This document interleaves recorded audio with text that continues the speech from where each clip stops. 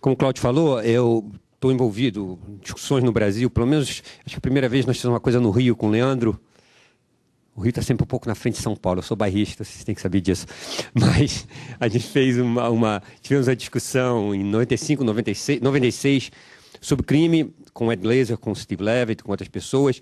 Eu acho que é um problema muito interessante do ponto de vista de economista. É uma parte pequena da minha pesquisa, mas que eu fiz alguma pesquisa nessa questão, mas também trabalho, sempre penso na história na situação brasileira.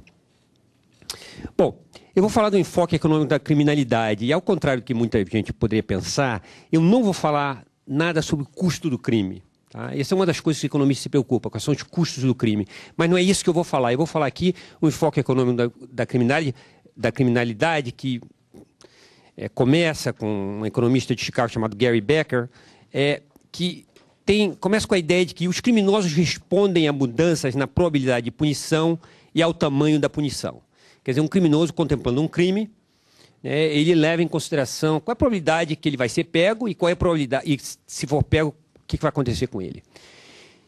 Além disso, os economistas olham um outro efeito que é importante também, que é o chamado efeito incapacitação. Se um criminoso está na prisão, ele pode até cometer crimes na prisão, mas ele não está cometendo crimes fora da prisão. Então, é uma maneira, é o chamado efeito de incapacitação. Então, esses dois efeitos que os economistas o primeiro é chamado efeito dissuasão e o segundo efeito incapacitação. Agora, o que caracteriza o trabalho dos economistas é uma análise estatística de bases de dados sobre criminalidade, mas de uma maneira diferente do que era tradicional em criminologia. Os economistas se preocupam muito com a questão da endogeneidade. O que quer dizer endogeneidade? Quer dizer que os dados não são... Os dados em economia, em ciências sociais em gerais, não vêm de experimentos. Tá? Eles não vêm, raramente eles vêm de experimentos. Então, como esses dados são gerados, são muito importantes você entender a interpretação dos dados. Eu vou chegar a um exemplo, isso é melhor discutir dentro de um exemplo. Agora, não vou falar muito dessas questões e muita gente relevanta. E as raízes sociais do crime? Ora, para um economista, a gente sempre fala no custo de oportunidade. Quando a gente fala que as pessoas levam em consideração a punição que vão receber, evidentemente eles comparam essa punição com o que aconteceria se eles não fossem punidos. Tá? Esse é que o economista, a noção básica em economia, é um custo de oportunidade. E, de fato, há razões sociais para o crime. Quer dizer, há situações sociais que aumentam ou diminuem a criminalidade. Eu vou dar um exemplo de algumas coisas que os economistas conhecem. Desigualdade. Desigualdade é importante. Lugares com maior desigualdade têm mais crime. Tá? O nível de renda é muito menos importante. O que é mais importante é o grau de desigualdade. Há algum efeito de pobreza e riqueza, mas é menos importante que o nível de desigualdade. Aliás, muitos desses dados que eu vou falar para vocês são obtidos comparando, por exemplo, cidades nos Estados Unidos ou comparando países. Há relativamente poucos dados sobre o Brasil. O segundo dado importante é o nível de desemprego. Lugares que têm mais desemprego costumam ter maior nível de desemprego, costumam ter mais criminalidade. Isso não quer dizer que quando o desemprego aumenta numa cidade, aumente o crime. É mais comparação entre cidades. Na verdade, há menos efeito daquilo que nós economistas chamamos do ciclo econômico. É menos pronunciado, é mais pronunciado o efeito entre cidades. Em terceiro lugar, educação conta muito. Quer dizer, lugares mais educados têm menos crime. E há agora uma atenção muito forte na educação de menores de 5 anos e até mesmo menores de 3 anos, tá? E no efeito disso na criminalidade. Há uma análise de um projeto nos Estados Unidos que é educação, como chama de preschool, antes da escola. Né? No caso do Perry School, vai de 2 a 5 anos. Pelo Jim Heckman e seus colaboradores, Jim Heckman é um professor lá na Universidade de Chicago, e que mostra o seguinte, em primeiro lugar, que tem altas taxas de retorno. Em termos de criminalidade, inclusive. Quer dizer, cada dinheiro que você gasta educando crianças muito jovens, tá, se transforma numa taxa de retorno muito boa em termos de baixa de criminalidade. Tá? E uma outra coisa que foi encontrada nessas análises do Rex colaboradores é o seguinte, que as intervenções na adolescência, elas têm baixo retorno na ausência de intervenções na infância. Então, um dos efeitos que essas pessoas conseguem demonstrar é o seguinte, esse trabalho com adolescentes, etc., que a gente faz no Brasil, por exemplo, em muitos outros países, ele tem um efeito bom se for a continuação de um trabalho que foi feito com crianças muito jovens. Mas se ele é feito na ausência de trabalho com crianças muito jovens, ele tem uma taxa de retorno muito mais baixa. Bom, Outra coisa muito importante é a estrutura da família. Né? Nos Estados Unidos, crianças de só tem um entre pai e mãe em casa, em geral só tem a mãe. Tem poucos que só tem o pai. Né? Então a gente pode falar em criança de... Às vezes, para ser politicamente correto, a gente fala crianças com só um pai e mãe. Quer dizer, em inglês você usa a palavra parent, né? Em português você não tem uma palavra, né? Pais. Um pai, você pega mal. Só um responsável, um dos pais. E é sabido que pessoas que crescem em famílias só com a mãe, que é o mais comum nos Estados Unidos, tem uma probabilidade, controlada para todo o resto, tem uma probabilidade muito maior de criminalidade. Então, a estrutura da família é uma coisa importante. Há também um elemento importante de comportamento de grupo para a maioria dos tipos de crime. Não para os crimes mais sérios, mas para a maioria dos tipos de crime, há um elemento importante de comportamento de grupo. Né? E há toda uma teoria que eu desenvolvi com colegas, e tem muitos outros trabalhos nessa direção atualmente, sobre interações sociais e criminalidade, né? Que explica as chamadas ondas de crime. Tá? Variações que parecem ser mais ou menos aleatórias, mas que obedecem um certo padrão de interações sociais. Bom,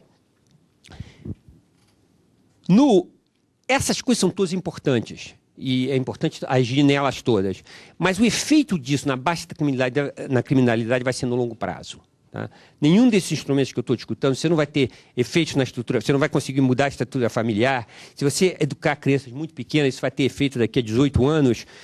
Mesmo a diminuição da taxa de desigualdade, países que conseguiram diminuir a taxa de desigualdade, é um processo muito longo. Taxa de desemprego também, ela tem algum efeito, talvez com um efeito maior de curto prazo, mas, de novo, ela tem mais a ver com a taxa permanente de desemprego do que variações na taxa de desemprego de uma certa região. Então, tudo isso é uma coisa de longo prazo. E qualquer coisa que você conseguir fazer para diminuir o crime, mesmo que você opere sobre todos esses vetores, você ainda vai ter o problema de saber o que eu posso fazer para diminuir os incentivos à criminalidade.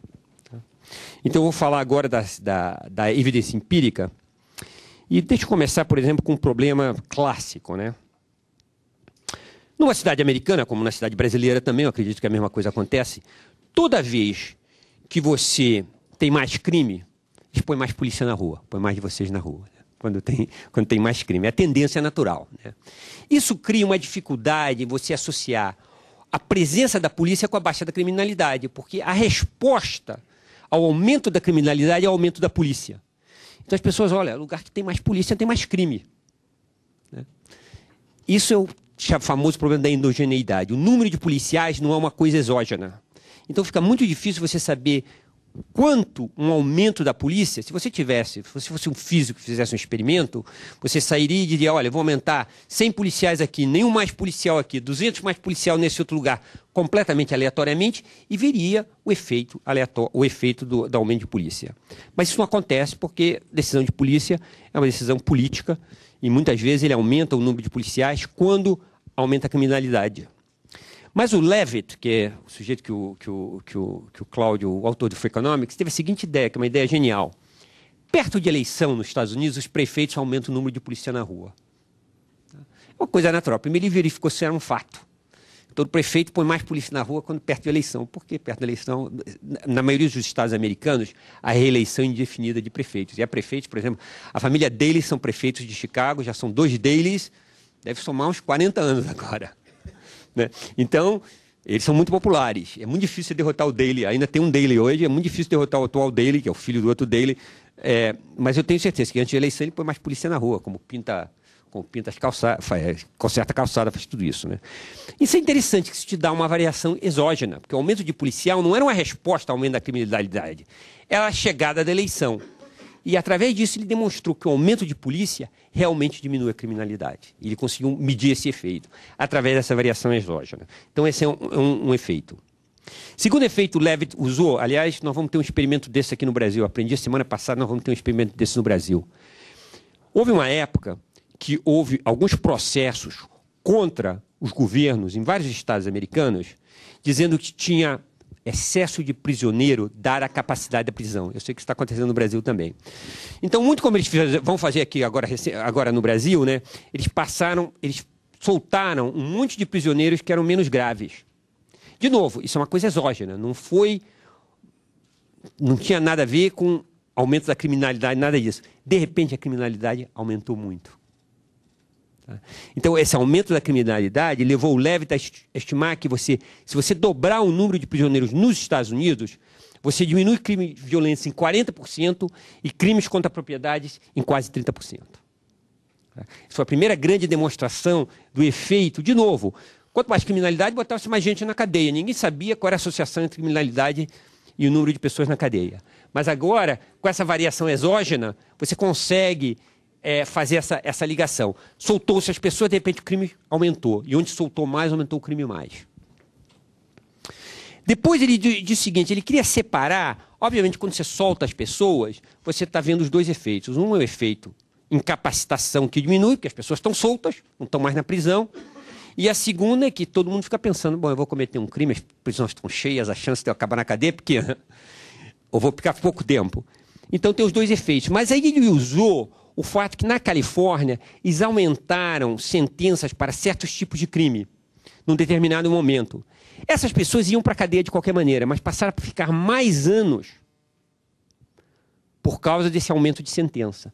E comparando a Califórnia com o resto dos Estados Unidos, ele conseguiu separar quanto essas pessoas caiu o crime na Califórnia, nesse tipo de crime. Então ele conseguiu separar como elas iriam para a cadeia de qualquer maneira, isso aí não está, o efeito de incapacitação não passa a jogar, pelo menos nos primeiros anos, que foram os dados que ele utilizou. Mas o efeito de dissuasão conseguiu. E ele conseguiu demonstrar que, de fato, dissuasão em certos tipos de crime é bastante importante. Tá? Eu quero falar para vocês sobre a questão de criminosos jovens, porque o Brasil é um país que não pune o criminoso jovem. E há muita literatura sobre o criminoso jovem. De novo, também é o trabalho do Levitt. O Levitt é o cara mais imaginativo nesse tipo de coisa. Se você olhar os Estados Unidos em 1997, a figura no Brasil pode ser diferente, mas as características são mais ou menos as mesmas. Os jovens entre 15 e 19 anos eram 7% da população. Mas eram 20% dos acusados de crimes violentos e 1/3 dos acusados de crime contra a propriedade. A figura no Brasil pode ser diferente, mas eu tenho certeza que se pegar a população de 15 a 19 anos, ela comete muito mais crime do que as pessoas mais velhas. Eu gosto de dizer, nos Estados Unidos, pelo menos, crime é uma coisa de homem e jovem. A partir de 30 anos, se você é um criminoso, você provavelmente está na prisão, ou morto, ou desistiu do crime. Quer dizer, com poucas exceções, evidentemente existem exceções, né? Bom, essa é a primeira coisa, né? Que os jovens de 15 anos são grandes participantes da criminalidade. Por exemplo, crimes violentos, eles fazem 3 vezes mais que o resto da população. Crimes de propriedade, ainda mais, 4 a 5 vezes mais. Mas há também uma outra coisa que se observa. Há uma progressão do crime. O jovem de 15 anos comete 30% menos crime que um jovem de 16. E o de 16, 20% menos que os de 17. É a progressão, quer dizer, não só a criminalidade é maior, mas começa aos 15 anos e ela vai aumentando. Até uma certa... Depois ela começa a cair. De 20 e poucos anos ela começa a cair. Bom, isso eu tenho certeza que vai ser verdade também no Brasil, é verdade em todo lugar. É uma infeliz progressão da criminalidade. Eles vão ficando mais fortes fisicamente, participam dos meios mais violentos e aumenta o crime. Os pais olham menos, passam mais tempo fora da escola, etc. Bom, aí ele pegou os estados americanos, há 2 tipos de estados. Uns dos quais a idade de maioridade era 18 anos, quer dizer, os jovens de 17 anos tinham penas menores que os jovens de 18 anos. Na época, em 97, exemplo disso era Illinois, que é um grande estado onde fica Chicago, em Massachusetts, onde fica Boston, também um outro grande estado. Tem muitos outros estados no qual a maioridade vinha aos 17 anos. Quer dizer, os jovens de 17 anos tinham o mesmo tratamento de 18 anos. Qual era a diferença? Se você é um jovem de 17 anos em Massachusetts ou em Illinois, você comete um crime, você vai ser muito menos punido do que se você cometesse o mesmo crime aos 18 anos. Em outros estados, a sua punição é idêntica. E ele mostrou o seguinte, que nos outros estados, os 17 anos, aqueles onde você tem punição idêntica, cometem 20% menos crime que os de 18 anos. É a progressão do crime continuando. Mas nos estados onde os 17 anos são melhores tratados que os de 18 anos, eles cometem a mesma quantidade de crimes. Então, isso quer dizer o seguinte, que mesmo os jovens parecem olhar o tipo de punição que eles recebem. Isso não tem a ver com o efeito de dissuasão, porque se você comete um crime aos 17 anos, a probabilidade de você vai para a cadeia antes dos 18 anos é muito pequena. Então, os jovens de 17 anos que estão na cadeia porque cometeram um crime aos 17 anos é muito pequena. Porque vai demorar o cara ser julgado, etc. Então, isso tudo mostra que, de fato, mesmo os jovens são sensíveis a... Bom, fazer uma outra observação que é importante. A probabilidade de... A pessoa... Vamos pensar que você está pensando no efeito dissuasão por um momento. Tá? E pense que tem duas razões pelo qual você deixa de cometer um crime. Uma é a probabilidade de ser pego. E outro, dado ser pego, quão dura é a pena. Então, há muita pesquisa teórica, há razões teóricas, mas é uma observação empírica, que a probabilidade de punição é relativamente mais importante do que a severidade. Se você tiver, por um lado, que dobrar a pena ou dobrar a probabilidade de pegar uma pessoa, é muito mais importante dobrar a probabilidade. O trabalho de vocês, que é achar a pessoa que pune, quer dizer, vocês estão apontando as pessoas de uniforme aqui, achar as pessoas e levá-las a julgamento, é muito mais importante, sob o ponto de vista de diminuir a criminalidade, que o trabalho, não sei se tem alguém aqui que toma da pessoa que toma conta da prisão. Tá? Do que o tempo que a pessoa fica na prisão. Tá? Não quer dizer que, evidentemente, você pode levar limites nisso, mas é mais importante a probabilidade. Isso para o Brasil é um problema sério, porque nas comparações internacionais, nós temos baixas taxas de queixa à polícia e temos muito baixa taxa de resolução de crime. Aliás, uma das notícias boas que eu peguei nos dados que o Leandro me mandou é que houve uma grande melhora nas taxas de resolução de homicídio no Rio de Janeiro em 2007, em relação a 2006. Eu acho que São Paulo, acho que a história de vocês também já é de um nível mais alto de qualquer maneira, mas é um problema para o Brasil, porque o mais importante é trabalhar... O Brasil precisa trabalhar na probabilidade de punição muito mais do que no tamanho da severidade da punição. Bom, eu quero dizer o seguinte, há muitas estimativas do impacto da baixa taxa de punição na taxa de criminalidade. As melhores estimativas são baseadas em dados americanos, tá? Então é muito difícil você... Poucas cidades americanas têm, por exemplo, tão baixa taxa de punição como o Rio de Janeiro tem para homicídio. Isso não existe nos dados americanos. Então, quando você está olhando uma cidade como o Rio de Janeiro, ou mesmo como São Paulo, você está extrapolando um pouco dos dados. Mas eu acho que seria razoável. Segunda coisa é que agregam, em geral, você tem só número para todos os crimes violentos. Não há números separados, não há dados suficientes para você separar por crime. Tá? Mas é razoável estimar que alguma coisa entre 1/4 e a metade da diferença da taxa de homicídio de Rio e São Paulo, eu olho isso como um agregado, comparado com as cidades grandes americanas, mais ou menos eu diria 1/4 pelo menos dessa diferença está associada à baixa taxa de punição. Então, se a gente levasse a taxa de punição no Rio de Janeiro e São Paulo, eu estou pegando isso como um agregado, porque esses números, de qualquer maneira, são muito ruins, e para o Rio de Janeiro são impressionantemente baixos, não sei se são verdadeiros. Há várias maneiras de se punir um criminoso, entre eles levar o julgamento, tem as polícias mineiras, tem as milícias. Então, é muito difícil você ver qual é a taxa de punição real que esses criminosos sofrem, entendeu? Mas eu acredito que, se você pegar as taxas que são publicadas, usar os números do Levitt para todos os crimes violentos, você chega à metade da diferença. Tá? Então, acho que isso é o máximo que você vai conseguir. Mas eu acho que alguma coisa como 1/4 você chega facilmente. Então, você conseguiria, de qualquer maneira, melhorar bastante a situação se você aumentasse a punição. Evidentemente, de novo, é mais importante você trabalhar na probabilidade, no fato de você pega e leva o sujeito a julgamento e tem uma pena, do que no tamanho da pena. Não adianta você aumentar muito a pena em relação a aumentar a taxa de punição. Bom, eu quero falar um pouquinho do tráfico de drogas. Eu vou falar do tráfico de drogas porque eu, como carioca, vocês entendem que eu sou particularmente preocupado com a situação de drogas no Rio de Janeiro. E o que a gente sabe é o seguinte, o combate ao tráfico é caro, né? E com pouco resultado, mesmo nos países mais ricos. Os Estados Unidos têm muito pouco resultado da chamada guerra, War on Drugs, que é a guerra nas drogas, né? A estimativa é que isso custa aproximadamente 100 bilhões de dólares por ano aos Estados Unidos. 100 bilhões de dólares por ano é dinheiro mesmo nos Estados Unidos. Essa é a estimativa de quanto custa esse combate à droga, né? Bom, a segunda coisa é que há um grande número de homicídios associados ao tráfico de drogas. Tanto traficante contra traficante, uma tentativa de se apropriar do lucro do outro, como traficante contra cliente. O cliente não paga, o traficante mata o cliente, para dar um exemplo, o cliente não gosta da droga que recebe, mata o traficante porque ficou com raiva do traficante. Então, esse tipo de coisa, os melhores dados sobre isso há sobre a epidemia de crack nos Estados Unidos. Quando a epidemia de crack passou nos Estados Unidos, é uma coisa muito interessante, que ela não começou no país inteiro. Ela começou numa região, depois foi para outra, depois foi para outra, depois foi para outra. E as pessoas sabem as datas que o crack migrou por apreensão. E a partir desse momento você tem uma espécie de uma onda, e essa onda de homicídios que se seguiu a isso. A gente sabe também as características das pessoas que morreram. Tá? O tipo de educação, o tipo de idade, tipo jovens, as pessoas eram jovens, tinham um certo nível não muito alto de educação, relacionado ao tipo do consumidor de crack e do vendedor de crack. Né?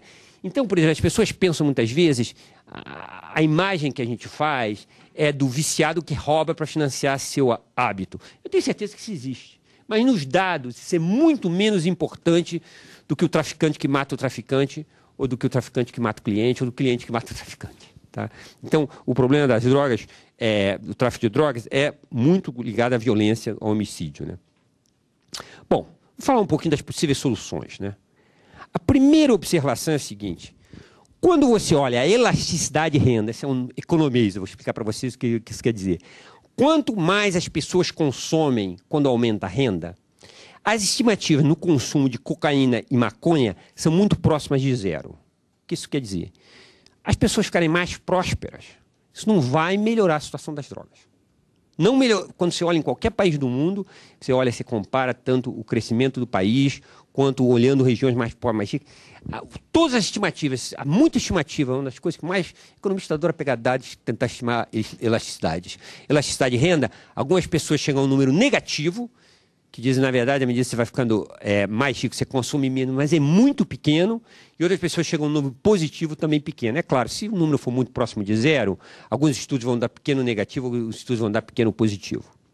Então, o aumento da renda não vai diminuir o consumo. Eu acho que no caso da população mais pobre do Brasil, o consumo de cocaína e maconha, aí vocês sabem mais do que eu acho que à medida que a renda vai aumentando, ele aumenta que as pessoas saem de algumas drogas mais destrutivas, tipo cola.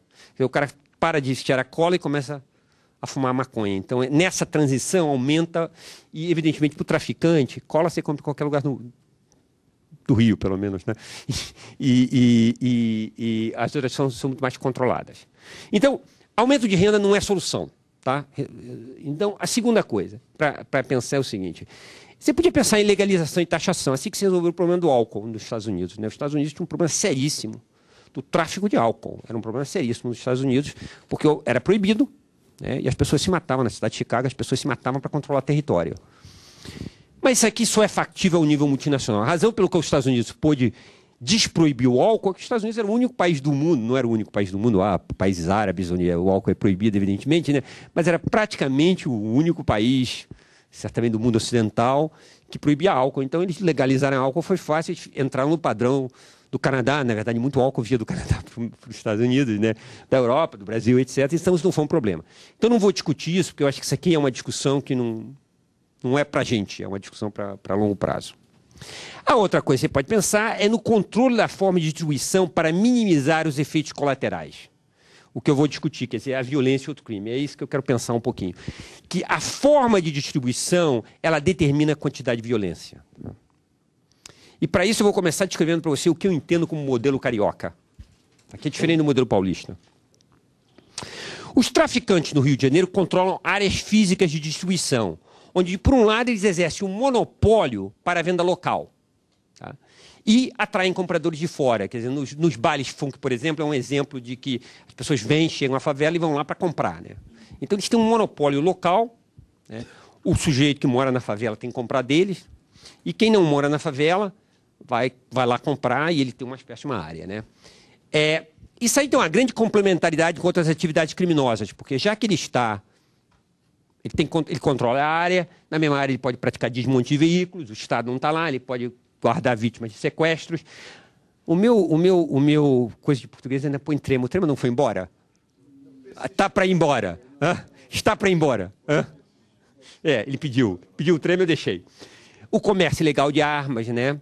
Você tem toda uma quantidade de negócios, licença de van, venda de gás. Você pode fazer o que você quiser lá dentro, uma vez que você controla o território. Você pode fazer proteção, etc. Bom, em outras cidades, os traficantes dependem muito mais da rede de relacionamento com clientes e supridores. Em Nova York, se você quer comprar droga, quer dizer, existem algumas pequenas áreas onde você pode comprar droga, mas não é a maneira que as pessoas compram droga em geral. Você conhece o dealer, o cara manda para tua casa. O cara leva na tua casa. Né? Você tem uma rede. E o dealer tem aquela rede de clientes. Né? É o que eu chamo o modelo do supermercado versus o modelo do dentista. O traficante carioca é o dono de um supermercado. Né? Ele está lá, na loja dele, as pessoas vêm a ele comprar. Né? E a relação, a pessoa vai ao local comprar. Quem está tocando o supermercado é irrelevante para o comprador. Né? O dono da favela é o dono da favela. Se amanhã era o Comando Vermelho, no outro dia o amigo dos amigos, seja lá quem for, o traficante continua tendo o público dele. Né? No modelo que o cara conhece pessoalmente, o dealer conhece pessoalmente o seu comprador, né? A organização industrial é diferente. É o que eu chamo do modelo do dentista. Se alguém chegar no meu dentista e matar o meu dentista, não quer dizer que ele vai ser meu dentista. Né? Eu tenho uma relação pessoal com o dentista. Se alguém mata um traficante em Nova York e pega a mesma lista de telefone deles e tem o nome do Leandro Piquet, e ele liga para o Leandro Piquet pensa que é a polícia. Ele pensa que é a polícia, ele não vai lá comprar do cara, né? Então, essa é que é a diferença. Então, o valor da violência no modelo nova-iorquino é muito mais baixo, ou paulista, eu entendo que esse é mais um modelo comum em São Paulo do que no Rio. É muito menor, né? Então, no Rio de Janeiro, os lucros associados com esse direito de propriedade é muito alto. Uma vez que você tomou uma favela, você tem um direito de propriedade com altos... Eu li hoje num jornal, não sei se é verdade, que um pedaço de uma favela em Campo Grande foi vendido por um grupo para outro, por R$450 mil. Um pedaço da favela. Tá, esse número está no Globo de hoje. Eu sei quem sabe esses números, nada disso. Né? Então, mas a verdade é que eu não achei absurdo. Né? Um negócio, né? Se você for comprar no Rio de Janeiro um supermercado, você vai pagar R$450 mil se for no Leblon, né? Se for um negócio bem localizado, você paga R$450 mil facilmente. Então, para comprar esse supermercado que pagaram R$450 mil, eu não estou surpreso. Né? E o problema é que, como essas propriedades não tem dono, né, legal, a maneira que você toma é com a violência. Né? Então, esse aumento da violência, da tentativa de se apropriar esse direito. Em economês, a violência vai chegar até o custo marginal da violência, ficou igual ao benefício marginal. Né? Se ele vale $450 mil, você vai ter $450 mil de violência para tomar aquele lugar. Por 449 mil, você vai e gasta em violência naquilo para tomar. Você ganha 450 mil, ganha 1.000 de graça. Economista é meio maluco, acredita nessas contas pertinho. Provavelmente não é verdade, mas 400 mil você gastava. Bom, então quais são as soluções possíveis? Uma já foi tentada, né? É o que eu chamo a solução Nações Unidas. As Nações Unidas chegou na Iugoslávia e botou os muçulmanos para um lado, os cristãos para o outro lado, e disse, olha, quem desse lado pode matar os cristãos, quem estiver desse lado pode matar os muçulmanos, mas vocês não se matem entre si. Essa tentativa foi feita lá no Rio. Você separava as gangues, né? E gangue podia fazer o que quisesse dentro do seu território e simplesmente a polícia fazia uma atividade de não deixar a violência entre as duas. Diminui a violência, como diminuiu em Kosovo também. Mas tem dois problemas. Primeiro, que desmoraliza o Estado, isso que eu acho pior, né? Que você passa, você não tem, quer dizer, o Estado, se ficar ausente em certas áreas, desmoraliza. E o segundo, que não resolve o problema de outros crimes. Em economias, nós temos uma palavra também que a gente chama economias de escopo. É assim que se fala em português? Scope, economies of scope. Economia de escopo. O problema é que a criminalidade tem grandes economias de escopo. Né? O cara que vende droga, ele também pode vender arma, ele também pode fazer desmonte de carro, tudo isso. Uma vez que ele domina a área, ele gera grandes economias de escopo. E essa economia de escopo, então, são beneficiadas pela droga. Então, eu não vejo maneira, eu acho que essa é uma solução que não funciona. Tá? A outra solução é diminuir o valor desses direitos. Um é a presença da polícia nessa área. Né? É o mais fácil, você põe a polícia lá. Isso está se mostrando extremamente custoso no caso carioca. E um dos problemas que eu vejo, eu acho que vale a pena fazer isso. Mas eu acho que a sociedade do Rio, ou pelo menos os formadores de opinião do Rio de Janeiro, não acreditam que vale a pena fazer isso. Se você abrir um jornal no Rio, hoje em dia, a maior parte das críticas vão à polícia pela ação que eles tiveram na tentativa de retomar território. Né? Então, é um problema. Não sei como isso vai se resolver politicamente, porque eu não vejo isso. A outra que você pode tentar, que também não, é aumentar o custo para os compradores de fora. Tá? Quando uns economistas querem diminuir o que acontece é que eu entendo que há dois tipos de clientes para os cartéis, para as gangues lá no Rio. Um são os caras de dentro, que há pouco a fazer, a menos que você coloque a polícia lá dentro, mas outros são os caras que vêm de fora. Os caras que vêm de fora têm que sair. E quando sair, seria uma coisa interessante se fosse custoso para ele. Hoje não há combate a isso, né? Se o cara que entrasse na Mangueira para comprar droga, na saída fosse revistado, então você diminuiria o valor dessas áreas. Deixa eu terminar falando uma coisa que eu vejo que tem muito policial e respeito polícia, mas eu acho que o Brasil, em geral, há um problema na qualidade da polícia, tá? E a polícia no Brasil não inspira a confiança da população. Houve uma pesquisa de vitimização no Rio de Janeiro, que não é tão boa que nem é feita em São Paulo, mas é uma pesquisa de vitimização. E eles perguntaram às pessoas, 56% das pessoas dizem não confiar na polícia militar. Uns outros 30 e tantos por cento falam que confiam pouco. Tá? Então, realmente, o número é muito baixo. Nós temos uma baixa taxa de resolução de crimes, já falei sobre isso, eu acho que é uma das razões. A segunda, falta de segurança. Mas você vê, em São Paulo, vocês conseguiram um progresso incrível, né? A taxa de homicídio per capita caiu quase 2/3 em 10 anos. Quer dizer, é um número formidável, né? Então, eu acho que a maneira da polícia ganhar a confiança é mais coisa nessa direção, mas ainda existe uma falta de segurança em outras coisas. E é uma alta taxa de contato adversário da polícia com parcela da população. Eu acho que gera essa falta de confiança no Rio de Janeiro, essa quantidade de contatos adversários. E aí o Cláudio falou do estudo IFB. O estudo IFB é um estudo de vitimização, e como todo estudo de vitimização, e uma das perguntas que eles fazem é se uma pessoa sofreu agressão física ou maltrato da polícia. Agora eu quero botar um pequeno parênteses. Essas perguntas, o Leandro e eu e outros participamos na feitura das questões, né? A Glazer, uma opção de gente. No resto do mundo, se você for na Dinamarca, que tem uma pesquisa de vitimização na Dinamarca, essa pergunta não é feita. Mas por que ele não faz essa pergunta na Dinamarca? Eles não fazem essa pergunta porque eles sabem que o número de respostas positivas vai ser tão baixo que não vai ser significativo. Você teria que entrevistar 1 milhão de dinamarqueses para encontrar um dinamarquês que foi abusado pela polícia. No Brasil, os números, no Rio de Janeiro, por exemplo, para homens, em São Paulo, né, porque a pesquisa de vitimização do IFB, que o Cláudio, para homens pardos, na primeira pesquisa deu 5,8% que tinha sido agredido ou maltratado pela polícia, para homens negros, 6,9%. Vai ser muito interessante ver os novos números, ver onde é que eles chegam, né? Para você ter uma ideia, quando você pergunta se foi vítima de agressão de um outro civil, para homem pardo ou para homem negro é 4,7%. Isso quer dizer o seguinte, em São Paulo, os dados são de 2003. Em São Paulo, em 2003, um homem negro tinha maior probabilidade de ser agredido ou maltratado pela polícia do que ser agredido por um outro civil. Então, esse é um problema sério. Isso é que leva a essa falta de confiança na polícia. E, finalmente, é a questão dos autos de resistência, né? O Rio de Janeiro, evidentemente, está fora do enfoque disso. A Polícia do Rio de Janeiro matou 1.330 pessoas em 2007. A Polícia de São Paulo é muito melhor. E, olha, vocês tinham números muito piores há 5 anos atrás, né? Agora são 400. Mas só para vocês terem uma ideia, se você pegar todas as polícias americanas juntas, o último nível, esses números são publicados pelo Department of Justice e saem com um pouco de atraso. Então, o último ano é 2005, que está no site do Departamento de Justiça do governo americano. Mas esses números praticamente não variam de ano a ano. É praticamente uma constante. Foram 343 em 2005 para todas as polícias americanas juntas, que tomam conta de 300 milhões de pessoas, a todos os níveis. O número foi 343. Isso aqui então, os números estão realmente fora de padrão. Os números brasileiros estão fora de padrão para os números internacionais. Eu acho que eu passei uns 5 minutos a mais do que eu deveria ter falado. Eu ia parar às 16h45, parei às 16h49. Mas muito obrigado pela atenção. Eu sei que esse número aí